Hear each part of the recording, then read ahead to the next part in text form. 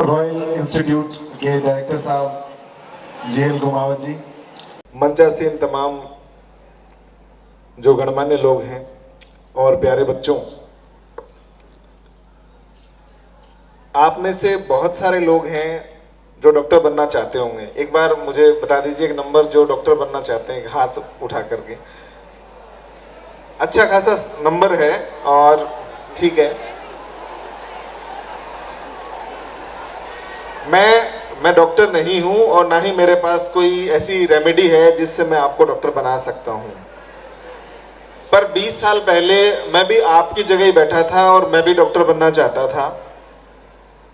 कामयाबी हर इंसान के लिए अलग होती है। अब मैं खुद को ये कह सकता हूँ कि यार मैं मेरे जीवन में कामयाब नहीं हुआ क्योंकि मैंने सपना देखा था डॉक्टर बनने का और वो मैं अचीव ही नहीं कर पाया आज।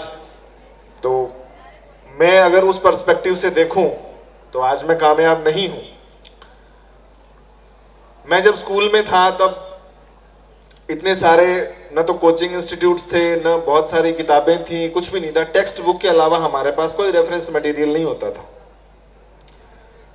जैसे तैसे करके गवर्नमेंट स्कूल से मैंने 11th और 12th क्लास पास करी।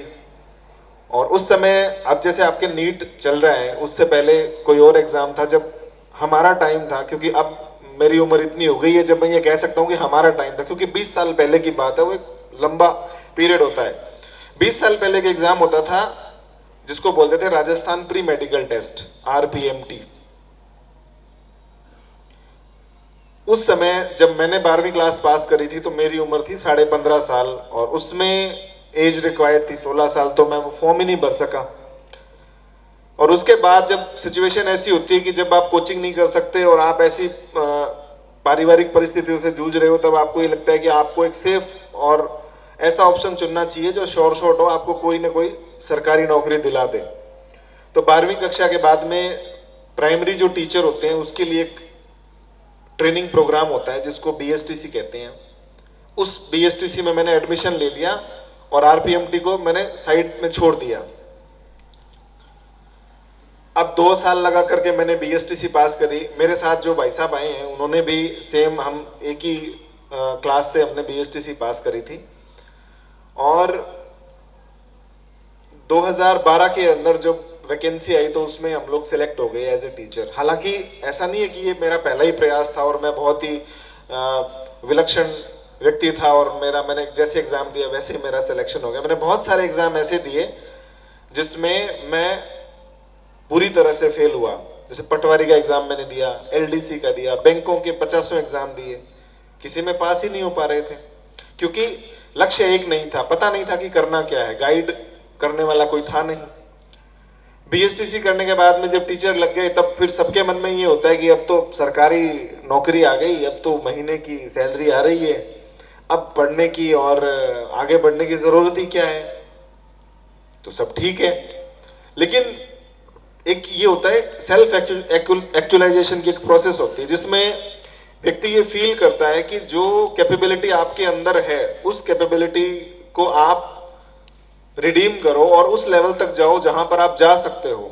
वो एक बार तो आप में स्टैग्नेशन आ जाएगा कि आपने नौकरी ले ली और बस ठीक है आप जहां हो। फिर थोड़े समय बाद जब आप इंट्रोस्पेक्शन करते हो ना, खुद के बारे में सोचते हो, तब आपको लगता है कि यार आप यहाँ क्या कर रहे हो, आप कहीं और भी हो सकते हो।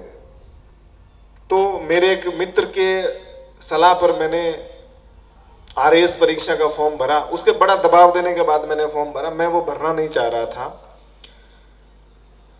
और किस्मत और थोड़ी सी मेहनत जो कि सही दिशा में की गई उसकी वजह से मेरा RAS में सिलेक्शन हो गया। और पहली बार में आप जैसा मेरे ख्याल से बहुत सारे बच्चे जानते हैं कि RAS परीक्षा में कोई सिंगल पेपर नहीं होता। पहले आपको एक प्रीलिम्स का एग्जाम देना होता है, फिर उसके बाद आपका सिलेक्शन अगले स्टेज पे होता है। फिर आपको 4 एग्जाम देने पड़ते हैं जो डिस्क्रिप्टिव होते हैं, जिसमें आपको आंसर पूरे लिखने पड़ते हैं। फिर उस पेपर में पास होने के बाद में आपका इंटरव्यू होता है, तब आपका फाइनल सिलेक्शन होता है। तो 3 स्टेजेस हैं RAS में। तो पहली बार में मेरा जब सिलेक्शन हुआ तब मुझे एक महिला एवं बाल विकास विभाग में बाल विकास परियोजना अधिकारी की पोस्ट मिली थी।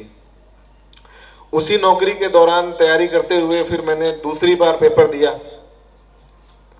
और दूसरी बार जब मैंने एग्जाम दिया, जैसा कि डायरेक्टर साहब बता रहे थे आपके, कि उसमें मुझे 73rd रैंक मिली और मुझे राजस्थान पुलिस में डिप्टी सुपरिटेंडेंट ऑफ पुलिस, यानी जिसको डीएसपी कहते हैं हमने, वो पोस्ट मुझे मिली।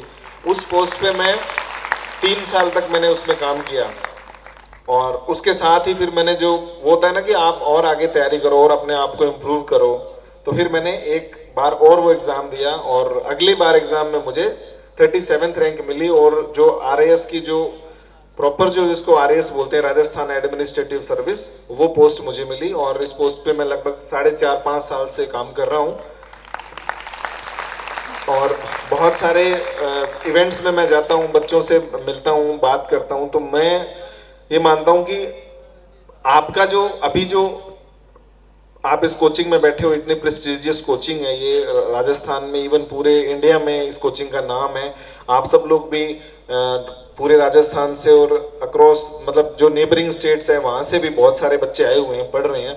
तो आपकी जो सिचुएशन है आज के टाइम में, वो हमारे टाइम में जो हम लोगों की हुआ करती थी उससे कई गुना बेहतर है, क्योंकि आपके पास हर चीज़ का एक्सेस है। आपको गाइडेंस चाहिए, आपको नोट्स चाहिए, आपको सुपरविजन चाहिए, आपको सब कुछ मिल रहा है। बस कोशिश आपको ये करनी है कि आप अपना जो टारगेट है वो तो सेट ही है पहले से ही, क्योंकि आप उसी कोर्स में आपने एडमिशन लिया है। बस उस टारगेट को आप छोटे छोटे जो ऑब्जेक्टिव्स हैं उसमें आप बांटिए और उनको आप अचीव करते रहिए। छोटी छोटी अचीवमेंट पे आपको आगे बढ़ते जाना है। कल मेरी बात हुई आपके डायरेक्टर साहब से, तो उन्होंने मुझे काफ़ी ऐसी बातें बताई जो मुझे अनबिलीवेबल और सरप्राइजिंग लगी, जैसे कि कैंपस मोबाइल फ्री है, बच्चों के पास मोबाइल नहीं है। अब भाई जेनजी के बच्चे हैं और वो बिना मोबाइल इतने लंबे टाइम तक रह रहे हैं, ये एक अपने आप में बहुत विचित्र और बहुत ही अद्भुत बात है। क्योंकि कोई 500 किलोमीटर दूर से है, कोई 600 से है, कोई 1000 किलोमीटर दूर से भी आया हुआ बच्चा यहाँ पर है, और इतनी छोटी सी उम्र में आपको परिवार से दूर यहाँ पर रहना पड़ रहा है, और आप बिना मोबाइल अपना काम चला रहे हो। इसका मतलब है कि परिवार, रॉयल इंस्टीट्यूट है वो आपका परिवार ही है, तभी आप अपने परिवार के बीच में अपने जो पेरेंट्स हैं उनके बिना रह पा रहे हो। तो ये बड़ी अच्छी बात है, और इस तरह के इवेंट जो आयोजित कर रहे हैं, जिससे आपका स्ट्रेस और आपका जो पढ़ाई का जो दबाव है वो कम हो रहा है, ये बहुत ही अच्छा इनिशिएटिव है आप डायरेक्टर सर की तरफ से। तो मेरा आप लोगों को इतना ज़रूर मैं कहूँगा आप लोगों को कि देखिए, आपके पास जो अपॉर्चुनिटी है इस वक्त, हो सकता है आपसे 1000 गुना खराब कंडीशन में बच्चे आज भी वेट कर रहे हो कि किसी तरह से हमें कोई गाइडेंस मिल जाए, कोई बुक मिल जाए, कोई हमें अपॉर्चुनिटी मिल जाए कि हम अपने भविष्य को संवार सकें। आपको ये मिली है, आप इसको भरपूर पूरी तरह से आप रिडीम करिए। आपकी जो खराब आदतें हैं जो इस एज में लग जाती हैं अक्सर, जो कई बार चीज़ें होती हैं ऐसी, तो उनको आपको दूसरी अच्छी आदतों से रिप्लेस करना पड़ेगा। हालांकि मैं एक प्रेजेंटेशन बना के लाया था, लेकिन माहौल ऐसा नहीं है कि मैं वो आपको बताऊं, क्योंकि आप सब लोग काफ़ी फन माहौल में हो, एंजॉय कर रहे हो, तो मैं आप सब लोगों को बोर नहीं करना चाहता। लेकिन हैबिट के बारे में मैं बताता हूं आपको कि कोई भी आदत होती है ना, उसके 3 पार्ट होते हैं।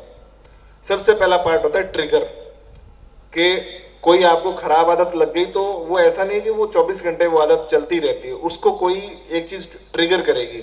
चाहे आपके ऊपर कोई दबाव आ गया, चाहे आपको किसी ने कुछ कह दिया, चाहे आपकी कोई बैक बाइटिंग कर दी, या आपकी घर वालों से बात नहीं हुई, कुछ भी ऐसी चीज़ होगी जिससे वो आदत है वो ट्रिगर हो जाएगी।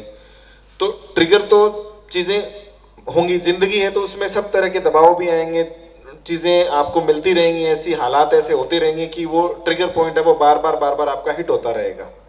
और फिर जो उस ट्रिगर पॉइंट के आने के बाद में जो रूटीन है जो आप करते हो, जैसे अडल्ट लोग स्मोकिंग करने लग जाते हैं, या स्ट्रेस में आने के बाद में बच्चा खाना खाने ज़्यादा लग जाता है, या पढ़ाई छोड़ देता है, या रोने लग जाता है, इस तरह की चीज़ें हैबिट में आ जाती हैं। तो वो क्या करता है कि चीज़ों से दूर भागने लग जाता है। उसकी जो समस्या है, उसका जो समाधान है, समस्या का समाधान है, उसकी तरफ नहीं जा करके वो दूसरा रूट ले लेता है, और फिर उसको रिवॉर्ड मिलता है। जैसे या तो उसको खुशी मिलती है वो हैबिट करने से, या वो रूटीन फॉलो करने से, या कई कुछ देर के लिए वो प्रॉब्लम है वो सस्पेंड हो जाती है।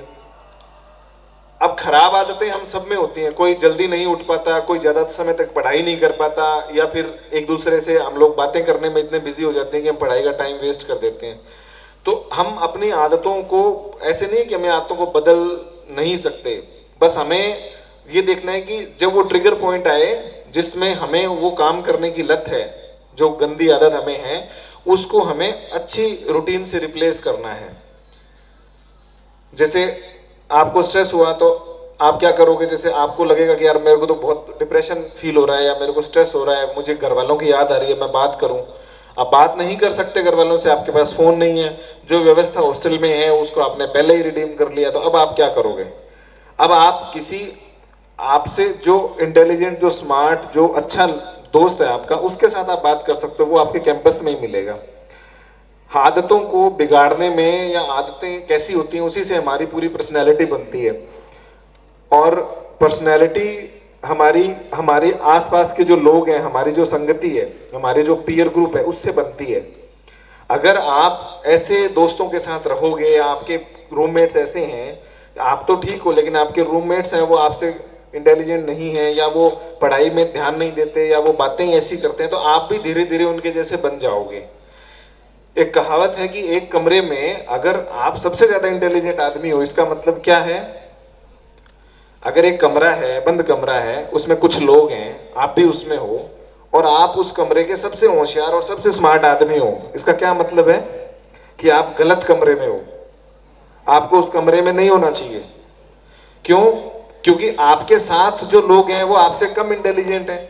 आप अगर कम इंटेलिजेंट लोगों के साथ रहोगे तो आप वैसे ही हो जाओगे। तो आपको ये देखना है कि मेरे से स्मार्ट कौन है, मेरे से अच्छा कौन है, किससे आप इंप्रेस होते हो, आप उनके साथ रहो।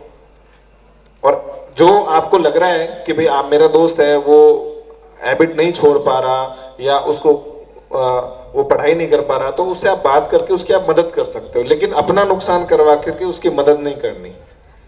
यानी सबसे पहले आपको ये सोचना है कि आपका जो ऑब्जेक्टिव है, आपका जो गोल है, उसको कैसे अचीव करना है।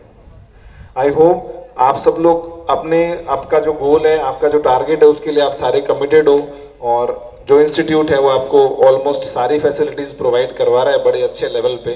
और आपका जो कार्यक्रम है ये मुझे देख के बड़ा अच्छा लगा। मैं तो बता रहा था डायरेक्टर साहब, आपके डायरेक्टर सर को, कि उदयपुर में ये इंस्टीट्यूट है और इतने सारे बच्चे हैं, और पूरे गाने जो हैं वो, जिन गानों पे बच्चे एंजॉय कर रहे हैं वो सारे पंजाब के और हरियाणा साइड के हैं। तो ये बड़ी अच्छी बात है कि आप सब लोग सारे कल्चर को अडॉप्ट कर रहे हो, आपके साथ भी उधर के लोग हैं, तो आप अच्छे से घुल मिल के रह रहे हो। आप सब लोग ऐसे ही अच्छे से एक दूसरे के साथ सहयोग की भावना से काम करते रहें, पढ़ाई करते रहें अच्छे से, आपका भविष्य उज्जवल हो, और आप सभी को अपने भविष्य के लिए शुभकामनाएं। Thank you.